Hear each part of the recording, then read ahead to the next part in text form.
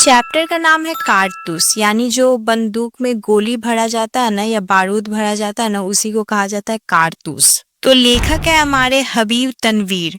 तो ये ना एक नाटक है, और जैसे स्कूल वगैरह में होता है ना वैसा ही एक नाटक है, बट ये फेक स्टोरी नहीं है, एकदम ये रियल स्टोरी है। पात्र यानी जो इस चैप्टर के मेन कैरेक्टर है ना, वो 4 मेन कैरेक्टर है। एक तो कर्नल है जो बड़ा ऑफिसर है, और लेफ्टिनेंट यानी छोटा ऑफिसर, सिपाही और सवार। तो ये सवार कौन है ना, ये तो तुम्हें स्टोरी पढ़ने के बाद ही पता चलेगा। अवधि 5 मिनट, यानी जो ये चैप्टर में जो भी घटना हुआ था ना, जो लिखा हुआ है वो 5 मिनट में ही हुआ था। जमाना सन 1799, यानी जब अंग्रेज लोग शासन कर रहे थे ना हमारे भारत देश पे, तब का ये स्टोरी है। समय रात्रि का, यानी रात का समय था जब ये घटना हो रहा था। स्थान गोरखपुर के जंगल में। तो गोरखपुर के जंगल में ना कर्नल, लेफ्टिनेंट जो कि अंग्रेज के ऑफिसर्स थे, वे लोग ना अपना जंगल में ही डेरा डाल रखे थे, मतलब तंबू बनाकर रह रहे थे। क्यों रह रहे थे ये तो स्टोरी जानने के बाद ही पता चलेगा।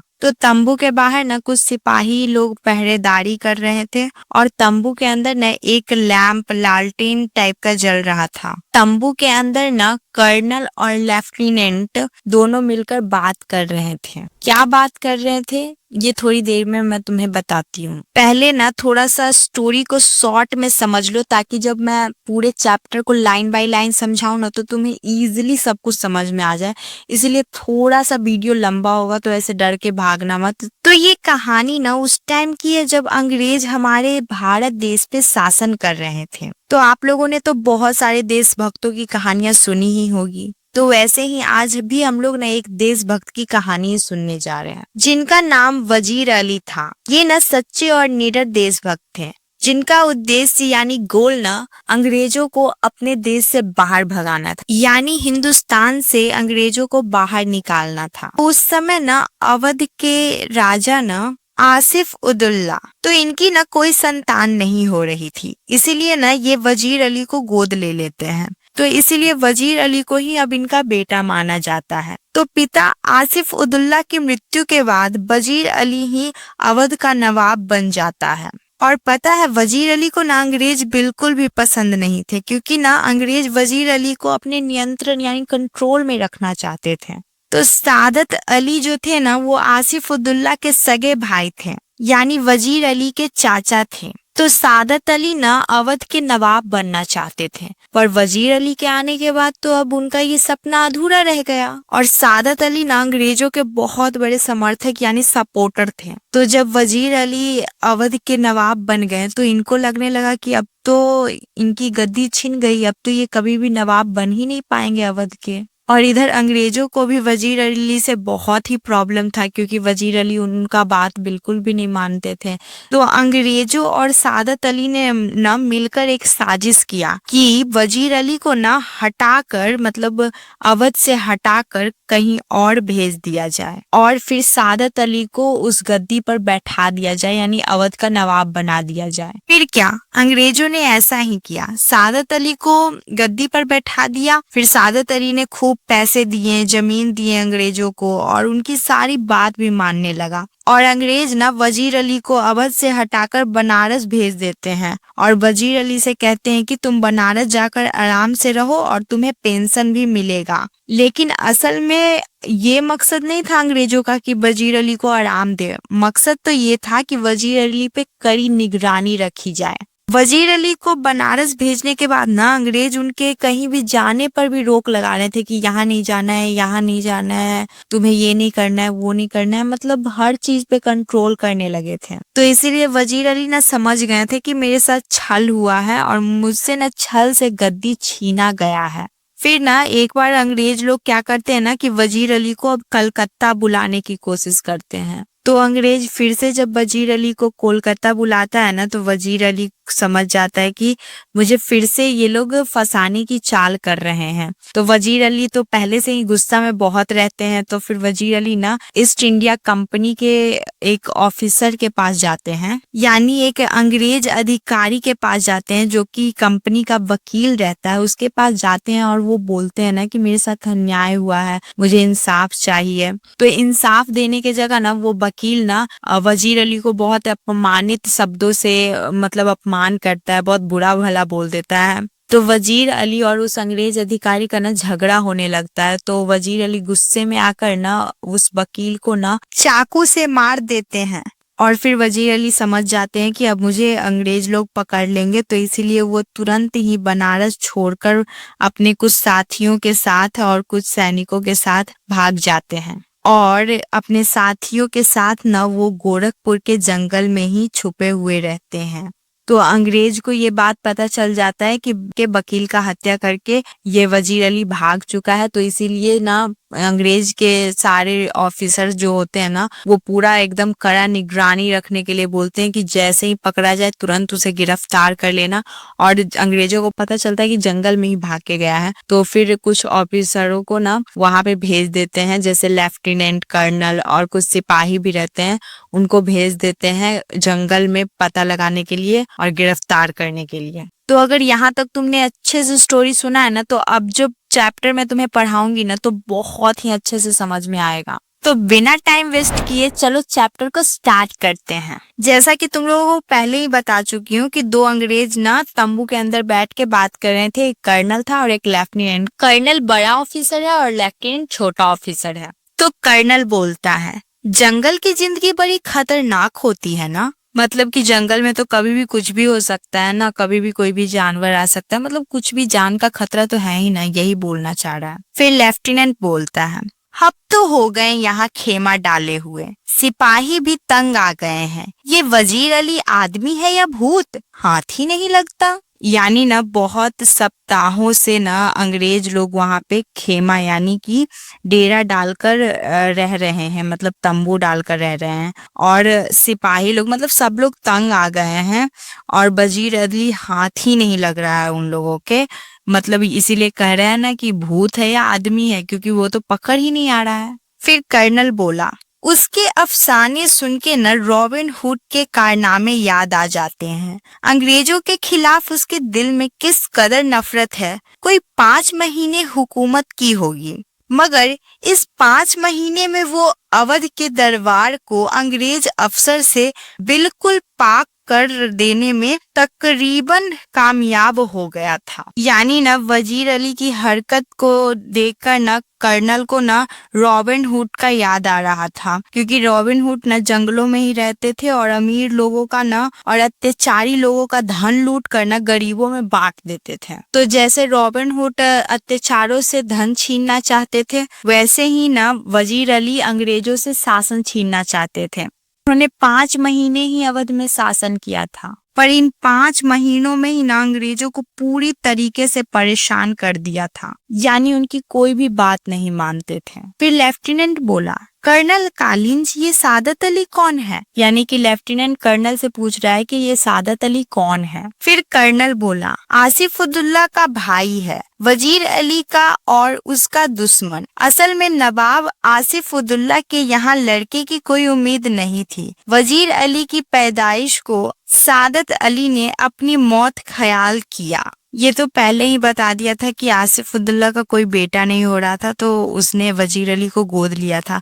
तो उसका जो भाई था ना सादत अली, वो राजा बनना चाह रहा था बट बन नहीं पा रहा था, तो अंग्रेजों का साथ दे रहा था और वजीर अली को अपना दुश्मन मान रहा था, क्योंकि वो अवध का नवाब बनना चाह रहा था। तो ये तो तुम लोग को पता है ना। फिर लेफ्टिनेंट बोला, मगर सादत अली को अवध के तख्त पर बिठाने में क्या मसलेहत थी? यानी कि सादत अली को गद्दी पर बैठाने से क्या फायदा था? फिर कर्नल बोला, सादत अली हमारा दोस्त है और बहुत ही ऐश पसंद आदमी है, इसलिए हमें अपनी आधी मुमलिकत दे दी और 10 लाख रुपए नगद। अब वो भी मजे करता है और हम भी। यानी जब सादत अली को जब गद्दी पे बैठाया गया था तो वो अंग्रेजों को पैसा, दौलत, जमीन दिया था, तो इसीलिए वो अंग्रेजों का दोस्त है, ऐसा कर्नल बोल रहा है। फिर लेफ्टिनेंट बोला, सुना है ये वजीर अली अफगानिस्तान के बादशाह शाह जमा को हिंदुस्तान पर हमला करने की दावत यानी आमंत्रण दे रहा है। यानी जो अफगानिस्तान के बादशाह थे ना शाह जमा, उनको ना हिंदुस्तान वजीर अली बुला रहे थे और बोल रहे थे कि आओ भारत पे हमला करो और अंग्रेजों को यहाँ से भगा दो। कर्नल बोला, अफगानिस्तान को हमले की दावत सबसे पहले असल में टीपू सुल्तान ने दी, फिर वजीर अली ने भी उससे दिल्ली बुलाया और फिर शमसुद्दौला ने भी दी। तो हमारे देश के कुछ और राजा भी ना, जैसे टीपू सुल्तान, शमसुद्दौला, वजीर अली, ये सब लोग ना मिलकर अफगानिस्तान के बादशाह को बुला रहे थे कि आओ भारत में लड़ो और अंग्रेजों को भगाओ। फिर लेफ्टिनेंट पूछता है, ये शमसुद्दौला कौन है? कर्नल बोला, नवाब बंगाल का निस्बती रिश्ते भाई, बहुत ही खतरनाक आदमी है। यानी ये जो शमसुद्दौला है ना, ये बंगाल के नवाब के भाई थे और ये भी बहुत खतरनाक आदमी थे क्योंकि ये अंग्रेजों को ना भगाना चाहते थे। लेफ्टिनेंट बोलता है, इसका तो मतलब ये हुआ कि कंपनी के खिलाफ सारे हिंदुस्तान में एक लहर दौड़ गई है, यानी कि सारे भारतीय लोग अंग्रेजों के खिलाफ हो गए हैं, ईस्ट इंडिया कंपनी को भारत से भगाना चाह रहे हैं, ऐसा लेफ्टिनेंट के बोलने का मतलब है। फिर कर्नल बोलता है, जी हाँ, और अगर ये कामयाब हो गए तो बक्सर और प्लासी के कारनामे धरे रह जाएंगे और कंपनी जो कुछ लॉर्ड क्लाइव के हाथों हासिल कर चुकी है वो लॉर्ड बेल्जली के हाथों सब खो बैठेगी। इसका मतलब ये हुआ ना कि भारतीयों की यह कोशिश अगर सफल हो गई ना तो अंग्रेजों की जो भी पुरानी जीत थी वो बेकार हो जाएगी। जैसे कि उसने प्लासी और बक्सर की लड़ाई में जीत हासिल की थी, वह सब बेकार हो जाएगा। और जो लॉर्ड क्लाइव थे ना, उन्होंने बहुत कुछ हथियार लिया था, यानी भारत पर कब्जा कर लिया था, वह अब लॉर्ड बेल्जली के हाथों चला जाएगा। मतलब अगर ऐसे ही भारतीय लोग अंग्रेजों को भगाने में लगे रहे तो अब हमारे हाथ से सब कुछ चला जाएगा, ऐसा कर्नल बोल रहा है। लेफ्टिनेंट बोला, वजीर अली की आजादी बहुत ही खतरनाक है, हमें किसी न किसी तरह से इस शख्स को पकड़ना ही पड़ेगा। कर्नल बोला, पूरी एक फौज लिए उसका पीछा कर रहा हूँ और बरसों से वो हमारी आंख में धूल झोंक रहा है और इन्हीं जंगलों में फिरता रहता है पर हाथ नहीं आता। उसके हाथ चंद जवाज हैं, मुट्ठी भर आदमी मगर ये दमखम है। यानी कर्नल के बोलने का मतलब ये हुआ ना कि उसके पास कुछ आदमी है, थोड़े बहुत आदमी है, फिर भी वो हमारे हाथ नहीं लग रहा है। हम लोग इतने दिनों से उसको जंगल में खोज रहे हैं, बार बार हमारे आंखों में धूल झोंक देता है, मतलब बार बार चकमा देके भाग जाता है बट हाथ नहीं आता है। फिर लेफ्टिनेंट बोलता है, सुना है वजीर अली जाति तौर से भी बहुत बहादुर आदमी है, यानी पैदाइशी वो बहुत बहादुर है, यानी बचपन से ही बहुत बहादुर है। कर्नल बोलता है, बहादुर ना होता तो यू कंपनी के वकील का कत्ल करता। यानी कर्नल बोलना चाह रहा है कि बहादुर है तभी तो वकील को मार दिया। फिर लेफ्टिनेंट पूछता है कि ये कत्ल का क्या किस्सा है। फिर कर्नल बोलता है, किस्सा क्या हुआ था ना कि उसको उसके पद से हटाने के बाद हमने वजीर अली को बनारस पहुंचा दिया और 3 लाख रुपया सालाना वजीफा मुकर्रर कर दिया। फिर कुछ महीने बाद गवर्नर जनरल ने उसे कलकत्ता तलब किया। वजीर अली कंपनी के वकील के पास गया जो बनारस में रहता था और उससे शिकायत की कि गवर्नर जनरल उसे कलकत्ता में क्यों तलब करता है। वकील ने शिकायत की परवाह नहीं की, उल्टा उसे बुरा भला सुना दिया। वजीर अली के तो दिल में ऐसे ही अंग्रेजों के खिलाफ नफरत कूट कूट कर भरा था। उसने खंजर से वकील का काम तमाम कर दिया। यानी ये स्टोरी तो तुम्हें पहले ही बता दिया है ना कि वजीर अली को अवध का नवाब का पद छीन लिया गया, फिर उसको बनारस बुलाया गया। बनारस बुलाने के बाद उसको रोक टोक लगाया गया कि यहाँ नहीं जाना है, वहां नहीं जाना है। उसके बाद भी अंग्रेजों ने उसे वापस से कोलकाता बुलाया। फिर उसे आ गया गुस्सा, फिर वो वकील के पास जाता है और बोलता है कि मेरे साथ अन्याय हो रहा है, मुझे इंसाफ चाहिए। तो वकील उसकी बात सुनने के जगह उसका अपमान करने लगता है, तो फिर वो गुस्से में चाकू से मार देते हैं। और हाँ, 3 लाख रुपया सालाना वजीफा मुकर्रर का मतलब ये हुआ ना कि हर साल 3 लाख रुपया मतलब दिया जाएगा पेंशन के रूप में या फिर पेमेंट के रूप में, समझ जाओ। फिर लेफ्टिनेंट बोलता है कि कत्ल करके भाग गया? कर्नल बोला, अपने जानिसारों समेत आजमगढ़ की तरफ भाग गया। आजमगढ़ के हुकुमरान ने उन लोगों को अपनी हिफाजत में घाघरा तक पहुंचा दिया। अब ये कारवा इन जंगलों में कई सालों से भटक रहा है। यानी कि मतलब ना, कत्ल करने के बाद आजमगढ़ की तरफ वो कुछ लोगों के साथ वजीर अली चले गए। फिर आजमगढ़ के जो राजा थे ना, वो उन लोगों को हिफाजत दिया, उन लोगों की सुरक्षा दी और सुरक्षा से घाघरा एक नदी है वहां तक पहुंचा दिया। फिर वहां से ना वो लोग जंगलों की तरफ भाग गए। फिर लेफ्टिनेंट बोला, मगर वजीर अली की स्कीम क्या है, यानी प्लानिंग क्या है? कर्नल बोला, स्कीम ये है कि किसी तरह नेपाल पहुंच जाए, अफगानी हमले का इंतजार करे, अपनी ताकत बढ़ाए, सादत अली को उसके पद से हटाकर खुद अवध का राजा बन जाए और फिर अंग्रेजों को हिंदुस्तान से निकाल दे। यानी वजीर अली की प्लानिंग ये है कि वह नेपाल जाए और फिर अफगानिस्तान के फौजों को बुलाकर उनसे बोले कि वो भारत में हमला करे और फिर अंग्रेजों को वहां से बाहर निकाल दें और सादत अली को गद्दी से हटाकर खुद अवध का नवाब बन जाए। लेफ्टिनेंट बोलता है कि नेपाल पहुंचना तो कोई ऐसा मुश्किल नहीं है, मुमकिन है कि वह पहुंच भी गया होगा। मतलब हो सकता है कि हम लोग यहाँ जंगल में ढूंढ रहे हैं और वो पहुंच भी गया होगा। फिर कर्नल बोलता है, हमारी फौजें और नवाब सादत अली खां के सिपाही बड़ी सख्ती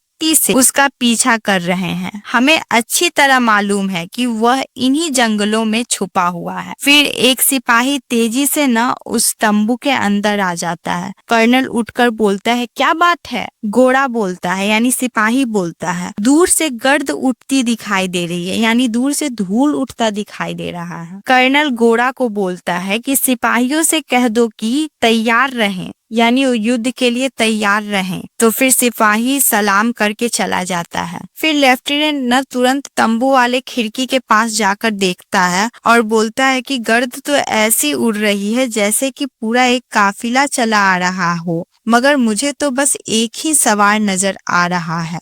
यानी कि धूल इतना ज्यादा उड़ रहा था ना कि ऐसा देखने से लग रहा था कि बहुत सारे लोग आ रहे हों, बट देखने से ऐसा पता चल रहा था कि एक आदमी आ रहा है जो कि घोड़े की सवारी कर रहा है, यानी घोड़े पर सवार होकर एक आदमी आ रहा है। तो घोड़े पर जो आदमी बैठकर आया था ना, उसी को इस चैप्टर में सवार कहा गया है। फिर कर्नल भी खिड़की के पास जाकर देखता है और बोलता है, हाँ, एक ही सवार है, सरपट घोड़ा दौड़ाए चला आ रहा है, यानी तेजी से घोड़ा दौड़ाए हुए चला आ रहा है। लेफ्टिनेंट बोला, और सीधा हमारी तरफ ही आता मालूम हो रहा है। कर्नल ने न ताली बजाकर सिपाही को बुलाया, यानी तंबू के अंदर बुलाया। फिर कर्नल सिपाही से कहता है कि सिपाहियों से कह दो कि इस सवार पर कड़ी नजर रखे। तो फिर से सिपाही उस कर्नल को सलाम करके चला जाता है। फिर लेफ्टिनेंट बोलता है, सुबह की तो कोई गुंजाइश ही नहीं, तेजी से इसी तरफ आ रहा है। मतलब अब तो संदेह है ही नहीं, अब तो कोई शक नहीं है, अब तो पूरा पता चल रहा है कि वो सवार इधर ही आ रहा है, हम लोग के तरफ ही आ रहा है। फिर न टापों की आवाज न तंबू के पास आकर रुक गई। मतलब कि टापों की आवाज का मतलब है ना कि घोड़ों की चलने की आवाज, जो टक टक टक टक करता है ना, वो आवाज। सवार घोड़े पर से उतरता है और फिर सवार बोलता है, बाहर से ही, तंबू के बाहर से ही बोलता है, मुझे कर्नल से मिलना है। घोड़ा यानी सिपाही चिल्लाकर बोलता है, बहुत खूब, यानी बहुत अच्छा। और इतना बोलकर सिपाही तुरंत ही मतलब तंबू के अंदर आ जाता है और सवार ना कुछ ऐसे बोल रहा होता है, सी, पर वो पूरा नहीं बोल पाता है। फिर वो रुक जाता है, सी बोलकर ही रुक जाता है। फिर घोड़ा ना तंबू के अंदर आकर बोलता है, हुजूर, सवार आपसे मिलना चाहता है। कर्नल बोलता है, भेज दो। लेफ्टिनेंट बोला, वजीर अली का कोई आदमी होगा, हमसे मिलकर उसे गिरफ्तार करवाना चाहता होगा। यानी कि कोई हो सकता है कि वजीर अली को गिरफ्तार करने के लिए हमें बताने आया है। वो वजीर अली को जानता होगा कि वो कहाँ पे रह रहा है। कर्नल बोलता है, खामोश रहो, यानी चुप रहो। फिर सवार और सिपाही दोनों साथ में तंबू के अंदर आते हैं। सवार आते ही बोलता है, तन्हाई तन्हाई। इसका मतलब ना कि मुझे अकेले छोड़ दो, मतलब कर्नल और मुझे अकेले छोड़ दो, तुम लोग जाओ। फिर कर्नल बोलता है, साहब, यहाँ कोई गैर आदमी नहीं है, आप राजे दिले कह दीजिए, यानी यहाँ कोई गैर आदमी नहीं है, आपके दिल में जो भी है ना वो कह दो। फिर सवार बोलता है, दीवार हम गोश दारद तन्हाई, मतलब दीवारों के भी कान होते हैं, मुझे तन्हाई मतलब एकांत जगह दो कर्नल, और बस सवार ही रहना चाहिए और कोई नहीं रहना चाहिए। कर्नल ना लेफ्टिनेंट और सिपाही को इशारा देता है कि तुम लोग बाहर जाओ। तो फिर ये सवार और कर्नल ही तंबू के अंदर रहते हैं। सवार चारों ओर देखकर बोलता है, आपने इस मुकाम पर क्यों खेमा डाल रखा है, मतलब आप लोग यहाँ पे क्यों डेरा डाल रखे हो। कर्नल बोला, कंपनी का हुक्म है कि वजीर अली को गिरफ्तार किया जाए। सवार बोला, लेकिन इतना लाव लश्कर क्या मायने, यानी इतना लोगों को और इतने हथियारों को लेकर क्यों। कर्नल बोला, गिरफ्तारी के मदद देने के लिए, यानी वजीर अली को गिरफ्तार करने के लिए। सवार बोला, वजीर अली की गिरफ्तारी बहुत मुश्किल है साहब। कर्नल बोला, क्यों। सवार बोला, वो एक जाबाज सिपाही है। कर्नल बोला, मैंने भी ये सुन रखा है, आप क्या चाहते हैं। सवार बोला, चंद कारतूस। कर्नल बोला, किस लिए। सवार बोला, वजीर अली को गिरफ्तार करने के लिए। कर्नल बोला, ये लो 10 कारतूस। सवार मुस्कुराते हुए बोला, शुक्रिया। कर्नल बोला, आपका नाम। सवार बोला, वजीर अली। आपने मुझे कारतूस दिए इसलिए आपकी जान बख्शी करता हूँ, यानी आपका जान बख्श देता हूँ, आपको जिंदा ही छोड़ देता हूँ। यह कहकर सवार बाहर निकल गया और घोड़े पर सवार होकर चला गया। कर्नल एक सन्नाटे में है, यानी जब कर्नल को पता चला कि वो सवार खुद वजीर अली ही था, तो वो एकदम सन्नाटा में एकदम हक्का बक्का खड़ा है, एकदम चुपचाप कुछ भी नहीं बोल रहा है। वो एकदम होश खो बैठा है कि खुद वो वजीर अली मेरे सामने आया था और मेरे से कारतूस भी ले गया और चला भी गया। फिर जब सवार चला गया तो लेफ्टिनेंट अंदर आया और बोला कि कौन था। एकदम धीरे से आवाज में कर्नल बोलता है, एक जाबाज सिपाही, यानी एक बहादुर सिपाही। कर्नल ना यानी वजीर अली को बहादुर इसलिए बोलता है क्योंकि वह उसी के इलाके में आकर, यानी अपने दुश्मन के इलाके में ही आकर अपने दुश्मन से ही हथियार लेकर चला गया